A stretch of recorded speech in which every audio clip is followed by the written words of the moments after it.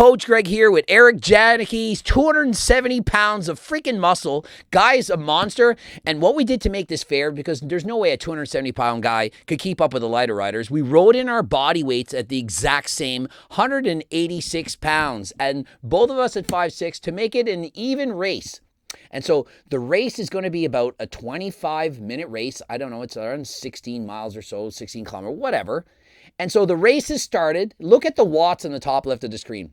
Already in the 400s and 500s, pushing very hard. This race is very challenging. There were 160 riders. That means the pace is going to be faster than last time. And so I was fully expecting to place very high in this race. But as you'll see later on, I did not do so well. Eric is doing exceptionally well to keep up in this race. The guy is super strong. And I think if it was just down to a sprint, a short race, Eric could possibly win this whole thing. He has so much power. But because this is a longer race, 20 plus minutes, it depends on your cardiovascular fitness. And Eric does not do a shit ton of cardio. In comparison, I do in fact do a lot of cardio, but probably a lot less than you think. I think a lot of people think that I'm doing maybe 10 hours of cardio a week. I'm only doing 5 or 6 hours of cardio a week. And for a bike racer, you need to do somewhere between 10 and 15 hours a week to be competitive. And so I'm doing the best I can, but I still want to have a lot of muscle. So myself and Eric, you can see we're both keeping up. We're near the front here. And what you want to do is avoid going right in the front. Like this guy that just went to the front, way up, that is not a good move. The first place guy is going to be doing the most work. You don't have draft. Look at all the feathers on the top. There's actually a game, you press the button and you have like a lightweight. It makes you feel lighter going up the hill. And every time there's a hill, the watts go way up. People ride very, very hard. You're trying to drop the weaker riders. And so at the start of the race, there's about 160 guys, but as the laps go by, we're doing several laps, 5. Every lap, there's people that can't keep up. You can see words coming on the screen. No wonder Cat B is so hard. It's very challenging. There's 4 different levels. There's D, C, B, and A. A is for elite level riders, guys that are perhaps professional riders. In the B class, provincial level riders, no one's a pro at this stage. C, you're starting to become a good rider. And D, that's for your beginners. So you can see we're still keeping up. We're all together. There's a large field. We're all drafting each other. Everyone has their heights and weights written down. So it's like a real game. Like it really predicts how you would do. Every time this is a steep hill, you can see top right, it was at 7%. Every time you go uphill, heavier riders like myself or Eric, way, way harder. But when you're a heavier rider, it's easier to go downhill. And so in bike racing, typically you'll see riders who are a lot lighter. They might weigh 130, 150 pounds. And I've seen guys weighing under 100 pounds who have beat me in these races. The lighter you are, the faster you go because it's a power ratio.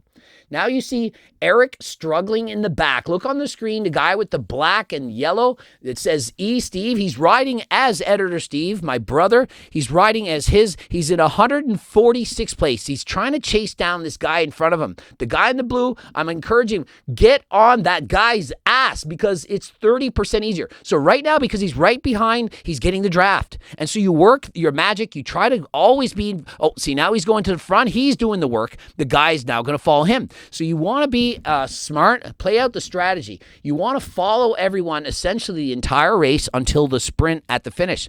Now, I'm in the front group still here. You can see my number on the top right. It says 23rd, 25, 26, 25. It's giving me my ranking. And so I'm trying to stay close to the front, but not too close so that I go right in front, of which I then have to put out more energy. And so you can see Eric, look at the visible discomfort. He's shaking side to side. You see me on the left getting off the seat. That allows me to get more gluteus muscle. You see the feathers on the screen. We're going uphill. It's harder. I'm sprinting watts over 500, 600. That's a tough sprint during the middle of the race. You're burning all your matches. You only have so many matches in a race, and once they're gone, you are done. You're toast. You're cooked. You can't keep going. And I'm struggling at this point. I never thought it was going to be this hard. I remember it was 7 or 8 minutes into the race. My average watts was 344. This is very difficult. And remember, this race is for over 20 minutes. I cannot put out that much power for over 20 minutes. So There's Eric sitting up. You can see he's just toast. He's not keeping up anymore. He's near the end, the back of the pack, but he's not going to give up. If Eric were to continue practicing and get more used to this, he could go a lot faster. You just need to progressive overload as you do anything. There's Eric in the back. You can see he's coasting downhill. When you go downhill, you don't really need to put out a lot of power. You're coasting. A big guy is going to go very fast. The screen jumps to me. When you see the large group, that's me on the screen. He's in the back on his own. Here's more guys sprinting and another hill. You can see it go up 7%, 5 laps. You can see me get off the bike every time there's a hill. 600 plus watts, another match burnt. I'm getting tired. When I'm exhausted, you see me with the tongue hanging out, the mouth open wide. Sometimes my breathing is exceptionally strong. I'm barely able to keep going. I'm thinking, why did I agree to this? This is a nightmare. I was hoping the race would be very slow and that we could both keep up, and then we would see who would win in the sprint. If people want me not to win the race, they keep the pace high, tire me out, and then I have no energy at the end. If the pace is very slow, I have lots of energy, I can sprint, and I can go and win the race. And so it'd be no different than if Usain Bolt entered a marathon and they walked the first 26 miles, and then they sprint at the end, Usain Bolt would win a marathon. And so what you do is you keep the pace high to weaken out the sprinters so that they can't keep up. It doesn't seem like much, 25 minutes, but that is highly dependent on your cardiovascular system. In the Tour de France, guys are typically racing for perhaps 3, 4, and 5 hours. It's a totally different type of race. I would be horrible at these races. I'm very good at 10 seconds, 15 seconds, 30 seconds, up to maybe a minute and a half. That's my strength. After that, I'm just dead. I do the best I can, but my goal in bike racing is I have no hills, and you can see I'm off the pedals again. The watts are up high, another match being burnt. Every single hill that happens, I'm thinking maybe I can do one more.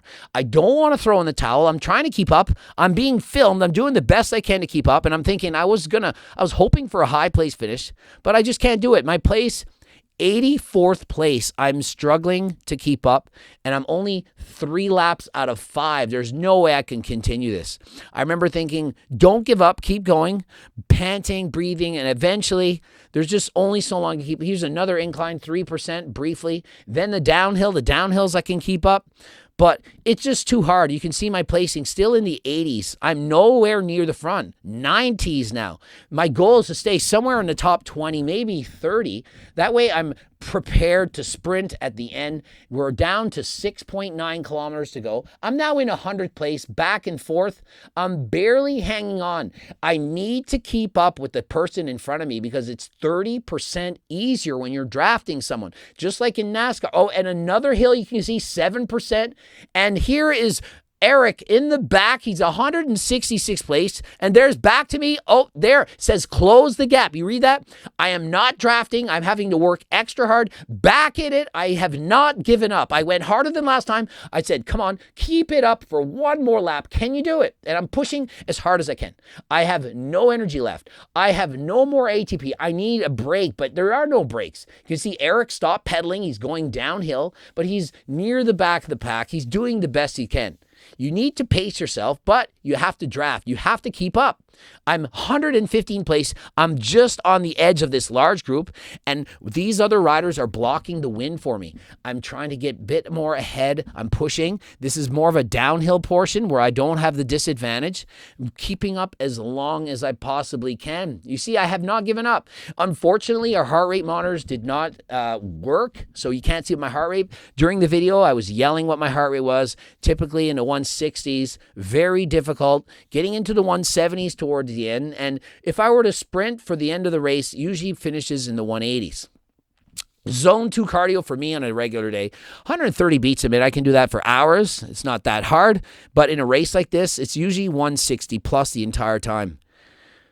Still drafting, still keeping up, but not for much longer. You will see, once there's a hill, you'll see in the top right, there's 4, 5. This is a hill that's a bit more challenging to keep up. And look at this, the flat. And I'm down to 112 place and another steeper hill. Still 8, 9%. Look at me off the back. I am toast. I am finished. They are gone. Look at how far ahead. They even say how many seconds. You can see I'm 3 seconds behind, 4 seconds behind. Already lost that much time. These guys are just picking up the pace. It's only lap number 4. There's literally 2 laps ago. I'm in 117th place. Here's Eric, 167th place. I think there's maybe 170 riders or so. And I'm thinking, we got to finish this race. We can't give up. We tried as hard as we could. Remember, we had to go and then do legs about 2 hours after this. We're training legs harder than last time. It says, Coach Greg, there's blue on the side. You can see I'm 10 seconds behind that group that went. They gained almost all their time right away up that hill. And then after the hill, not so bad. I'm only keeping up about 8 to 10 seconds behind them. You can see some guys slowing up. So eventually what I'm trying to do is I'm trying to catch up to somebody ahead of me who can work in with me together. Now you see the screen got invisible. You press a button, it makes you invisible. And so I need to catch up to these guys. I have 2 people right in front of me. Cheers got to run. People are writing down. Sometimes there's a lot of smack talk. People are like, is anyone tired? Sometimes people say, I ate from Coach Greg's cookbook. I'm going to win the race. People are chatting, racing along. Some people watch me on my YouTube channel and they're bike racers. And so we have a good time. Let's go, Greg. See, there you go. People are cheering for me. They have some YouTube followers. We ride together. I even have a harder than last time bike racing team. We have 4 guys in the group, a group of 4 really strong bike riders. I've ridden against these guys several times. I think I've only beaten the guys on my team once. They're very good riders, good sprinters. So we have a good team, and it's enjoyable. You can work together. Not unlike playing basketball as a team. You work together, you have fun, you chat. It makes things more enjoyable. Bike racing, you would think it's not a team sport, but it very much is. So, for example, I'm riding with these 2 other guys right here. If they're teammates, one guy can take off up the front. And see, that guy went invisible. He could be sprinting right now. No idea where he is. And so I'm going harder up the hill because I was like, wait a minute. That guy sprinted up the hill, and if he magically appears on the screen in front of me, then I can't beat him. We're only at 300 meters to go. This is the final sprint. You can see on the top right corner, all those green circles, those are guys that want to beat me. They're chasing me. I'm chasing the guys in front. This is the final sprint, passing the one guy, almost there, 40 meters, and done. I am exhausted. 21 and a half minutes. Eric still has a few kilometers left of bike riding to go. I'm looking at the times, the heart rates, looking at how all the stats, talking about it, trying to cool down. And so after a bike race like this, I will ride for several minutes, usually at least 10 to cool down. Lactic acid is built up in your quads. You want to get rid of that. And so that is what's going on right here. Eric, you can see on the screen in the black and yellow stripe. He's riding uphill here. This is the hard part. So this is where you need to fall. He says, Editor Steve, he's racing as Steve's person. And you can see a ride up the hill. He's coasting here. You need to not coast on the flat. You are slowing down, losing a lot of time. He needs to ride up this hill. You can see he's bobbing the head back and forth, trying to get all his body power into the pedals. You think it's just your legs. When you bike race, you saw me get off the pedals. You're using your upper body, you're using your legs, your glutes, everything. And if you don't think bike racing can build muscle, what does this look like? Does it not look like we're working out? Does it not look like you're using your chest, arms, shoulders, legs, obviously, the glutes, every time? And if you ride outside, you have to stabilize yourself on the bike. Very difficult. And so you can actually build muscle. It's essentially interval training when you're on a bike. Unless you're doing it on a stationary, it's interval training. Every time you go uphill, you need to get off the seat. You need to push very, very hard. That is an interval. That is what interval training is. Followed up by perhaps you go downhill. You're coasting. That is the period of rest. You're going hard. Heart rate goes up. You're going slower. The heart rate goes down. And so you're doing interval training. Even if you go at a very slow pace, the hills are still going to force you to work hard. Have you ever ridden your bike up a hill and not been tired? I've never done it. So all you have to do is get out on a bike, do some cardio, and you're almost automatically going to be doing interval training, which is very difficult. Don't do it too much. And my advice, if you do pick up bike racing, don't overdo it at the start. You can see Eric pushed very hard. It was a bike race, very much harder than he would have needed to go for a normal bike. He's almost at the end. You can see there's still 2 riders behind. You can see on the right-hand side of the screen, it's giving the time. So he's got the little plus hand signal. getting close to the end, 163rd place. I think there were 170 or so that started. A few riders always drop out. They probably had to go to the bathroom or just had to run out. You never know. So he's a few seconds ahead of some of these guys. So he still beat 2 riders, which is quite good when you consider that he's not training for this. He doesn't know what to do with the bike, to draft and so on. And so we're just having a chat back and forth. And almost done the race. The site is in clear. On the top right screen, you see that green half circle. That is the finish line. He's almost there. And boom, flexes the biceps. Thank God this is over. I can't believe it. And so hopefully you enjoyed this race. Perhaps there'll be some chat. If you want to see more of this, let me know. Hopefully you enjoyed the commentary. You can see the times. Greg Doucette, 21:54. Editor Steve, which is Eric, 26:24. You see the watts for Greg, 294. The watts for Eric, which is Editor Steve, 205. That gives you basically an idea of the power that you put out. And if you want to know the calories burned, you multiply by 3.6. That is how many calories you're burning per hour at that pace. So if you took 300 times 3.6, it would be just over 1,000 calories per hour at that kind of pace. On the right, you see NP. Top right, you see NP, normalized power. That's how hard the race actually felt. And so if you look at my name, Greg Doucette Bodybuilder, 294 watts. It says 316 W. That's 316 watts is what it felt like, because when you do HIIT cardio or interval training, it's much more difficult. And so the way it makes your body feel, the stress on the body is much higher. The higher that goes up, the more difficult the race actually is. And so it's, even though 2 people burn, say, 500 calories, if you did 500 calories through interval training, it's going to feel harder and place more demand on the body for recovery than if you did it at the same pace. So it's no two cardio sessions are like. Both people go for an hour, both burn 500 calories. One person might feel it was way harder. They might have gone all out the first 30 minutes, a time trial, and then the last 30 minutes were just coasting along, not trying. And that person for 30 minutes, because they pushed so hard for 30 minutes, feels like they went harder than the other person that went for 30.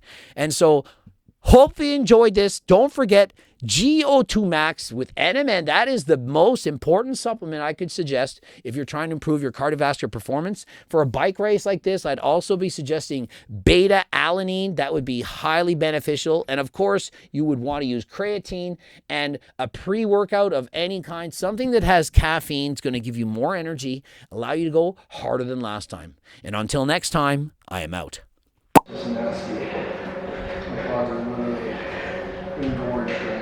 You started out hard. It was right in the top 5 and then burns out. Your legs will be pumped like that for probably an hour.